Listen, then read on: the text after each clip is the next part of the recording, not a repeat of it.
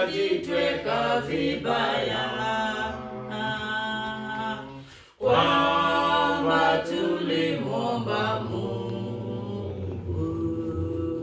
dua atasikia. Tuseme saa kama Mwokozi alivyotufundisha, tuna ujasiri wa kuomba: Baba yetu uliye mbinguni, jina lako litukuzwe, ufalme wako uje, utakalo lifanyike duniani kama huko mbinguni. Utupe leo chakula chetu cha kila siku, utusamee makosa yetu kama nasi tunavyosamea waliotukosea, usitutie majaribuni, lakini utuokoe na yule mwovu, kwa kuwa ufalme ni wako na nguvu na utukufu hata milele.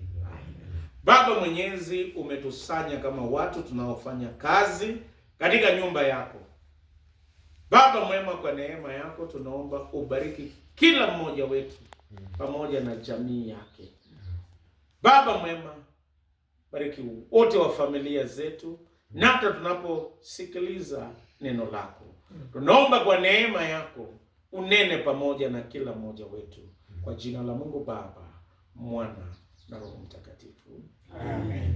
Bwana Yesu asifiwe. Asifiwe Yesu. Happy New Year. Happy New Year. Mwami Yesu esombwe. Let's not get tired. Bwana asifiwe. Neno ambayo nataka kusema inatoka kwa Zaburi ya 27 na mstari wa 14.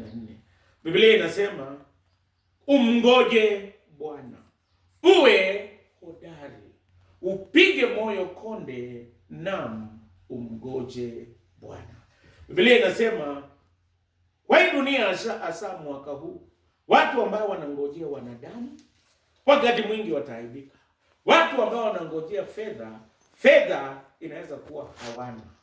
Na hata wakati mwingine ukiongojea viongozi, wanaweza kukusahau ama kukudanganya.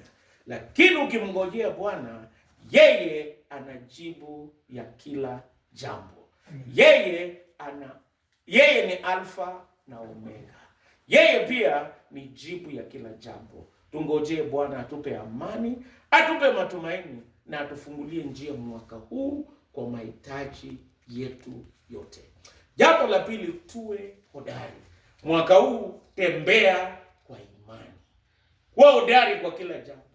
Katika ukulima, katika kulea jamii, hata katika kufanya kazi ya Mungu, kwa sababu sote tunafanya katika nyumba ya Bwana. Uwe hodari. Jambo la mwisho, jipige moyo konde. Sema kama Mungu alikuongoza mwaka jana, hata mwaka huu atakuongoza. Mungu wa amani awabariki. Na tunapofanya kazi ya Mungu, kila mtu ako na sehemu, kila mtu ako na nafasi yake. Huko inahitaji mtumishi wa Mungu, hapa inahitaji mtumishi wa Mungu. Ofisa wetu ambaye ako hapa pamoja na mwinjilisti na church warden, Mungu wa amani awabariki. Amen. Na hata nyinyi ambao mmenilete, mchungaji pamoja na Hazel, Emi na Aleki, pamoja na ndugu wangu ambaye ni wa Kabianga University, asanteni sana. Tufanye hii kazi, wacha Mungu atusaidie, wacha tuongojee Mungu atutangulie. Tuombe.